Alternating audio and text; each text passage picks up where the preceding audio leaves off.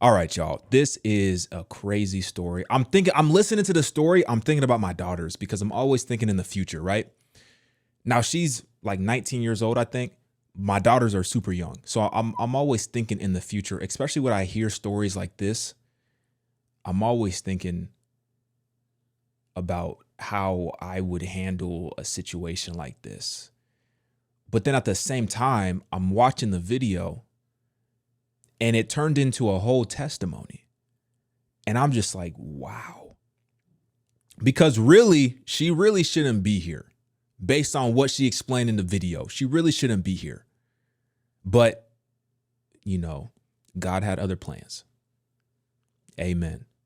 Let me give you a quick rundown because this is technically part 2. So before I hit play, quick context. In part 1, she spoke about how she was with her boyfriend at the time. Things became abusive. They ended up breaking up. They're still kind of talking though, a little bit back and forth, text messages and whatnot. At some at some point, she decides to block her boyfriend, but she forgets that he still has some login information to some of her social media accounts. Now, she's attempting to move on, talking to somebody different, not realizing that her ex still has some login information to her accounts, and he's reading some messages. Randomly, ex-boyfriend hits her up, asking to hang out, and she accepts the invitation, and then this happens. All right, let's listen. I was stabbed 20 times by my ex-boyfriend 7 weeks ago. Part 2. So, like I had said, I had gotten a text message from you know who. I go to check what it's saying, and it's just him being like, can we hang out? I had agreed to hang out because it felt like just another hangout since like a breakup because we had hung out. I go to pick him up, and he was staying at his mom's house. Right up from his mom's house was a park and a trail. So he gets in the car and he's like, oh, can we go to this one trail? Like, it's low-key kind of far from here, but can we go? And then I was like, well, no, because I'm meeting up with my best friend. Like, let's just go to the trail and park here. And he's like, all right, fine. We get there, and we get down from the car, and like everything's pretty normal. I'm talking to him like things are normal, and yeah. As soon as we step in the trail, he's like, did you meet someone else? Did you do something with anybody else? And I'm like, he read the conversation with the AI. Like, but the last thing on my mind was that he was going to try to kill me. So I was like, can we just talk about this when we're all chill? Because we were supposed to garden, so, you know. And he was like, all right. We go up a little further in the trail, and we find this rock. It's a pretty big rock. I sit down on the rock, and then he asks me again, did you meet someone? I'm like, yeah, I'm not gonna lie, like, yeah, like, I met someone. And he's like, alright. And, like, gets quiet and, like, backs up from, like, me. And then I'm, like, staring off into, like, the basketball court at the park. And he asks, when? And I'm like, why is this relevant? Like, this has nothing to do with it. Like, and I say that to him. I'm like, why do you want to know?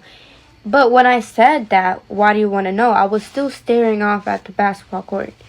And he goes, and I quote, because I already know everything. I still have all your login information. And read that conversation between you and the AI. I'm like, and as I turn to look at him, he's pulling out a knife. I'm like, okay, like why do you have that? Like, I'm literally like, what the like, why do you have that? And then the last thing I hear him say to me clearly is, I'm sorry.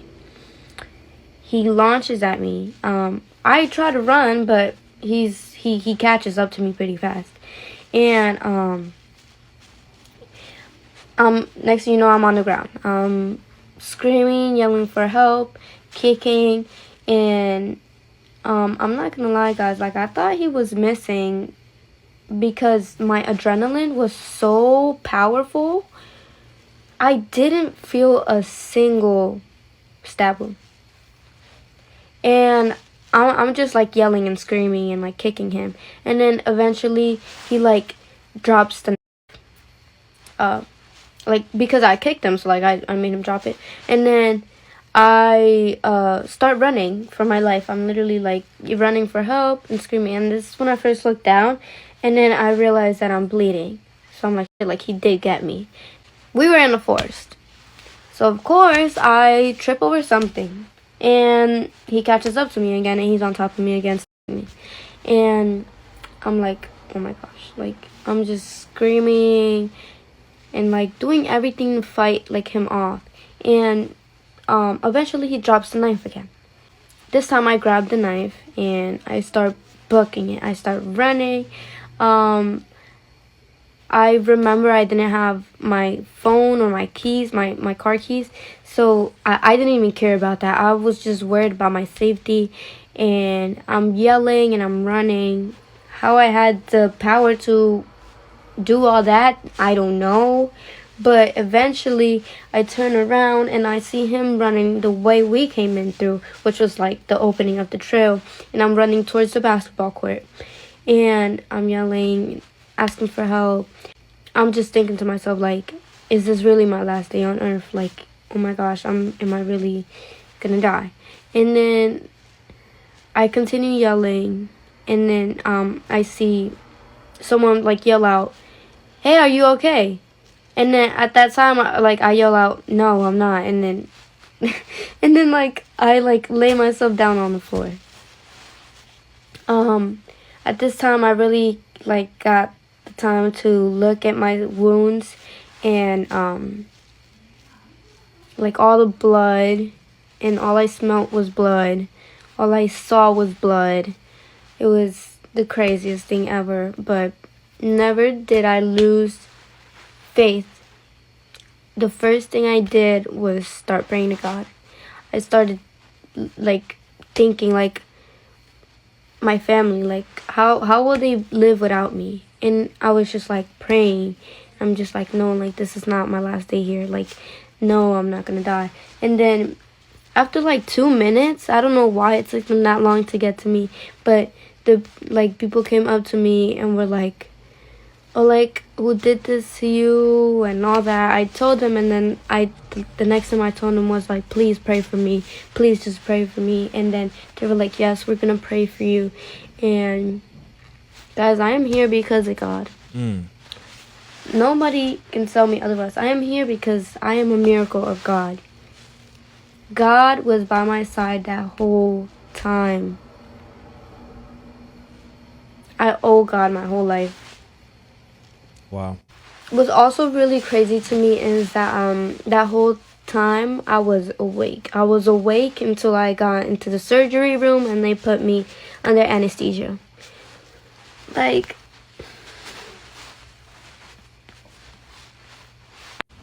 so I had to go under 2 surgeries, both lasting more than 5-6 hours. And I have severe injuries like everywhere, literally, well, everywhere. And then like I have my knees, but due to this I have not been able to work. My mom has not been able to work because she's been taking care of me. The only person working is my sister, and she's 16 years old. Me and my family did start a GoFundMe, asking for help from literally anybody, for literally anything. Anything will help. And I am so grateful to just even be speaking over this instead of, like people having to speak over this situation for me. I am so grateful to be alive, and I am so grateful to be sharing my story, and that maybe you will take the story into consideration if you are experiencing similar experiences. Like, domestic violence happens so much, and it starts off small, but it can always lead to bigger things. So please take care of yourself and your family members, and don't ever take domestic violence as a joke. Thank you. Wow. Crazy story. You know, I'm thinking it's a very difficult thing to navigate when you're in a relationship, when you're young, and when you are experiencing domestic abuse within that situation. Because it's already difficult to process your emotions. It's already difficult to process the dynamic of being in a relationship when you're young. You know what I mean? And I think we've all been there. We've all been there to where just you're young and the emotions of the relationship just become so overwhelming, and things happen and you let things slide, or you yourself do things that you know you shouldn't be doing. And ultimately, you know you shouldn't be dealing with that person, but you just feel this attachment to them. And you know you shouldn't be dealing with them, but you're just responding and picking up the phone when they reach out to you. And then you add the component of the abuse and what that does to your brain and the relationship that you develop with the individual that might be, you know, putting hands on you and stuff like that. It just creates a whole level of confusion. And, you know, it's really heartbreaking that you have situations where somebody goes as far as attempting to take somebody's life because they're wanting to move on from a relationship that is toxic. It's really insane to me that we have individuals that process their emotions like that. It's also insane that the first thing that she thought in that moment was to pray to God. Because any other situation, if I told you that somebody got stabbed 20 times, you'd probably assume that they passed away. This is literally a miracle. And like she said, she's grateful to even be speaking on this, as opposed to somebody else telling the story for her.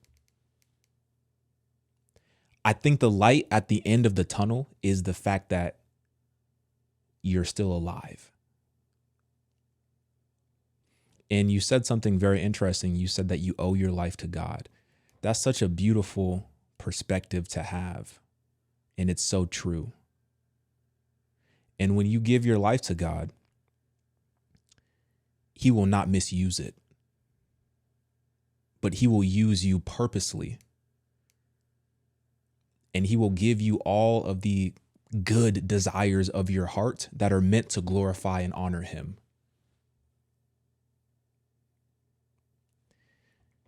I could say a lot more, but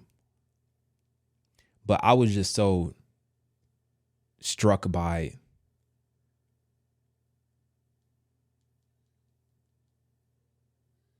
the clear miracle that is enduring getting stabbed 20 times and still being here and still being able to glorify God and choosing to use your platform to let people know that God saved your life. That's incredible. I'll link her TikTok down below if anyone's interested. But yeah, let me know what y'all think. Get in my comments, like this video. I'm out, y'all.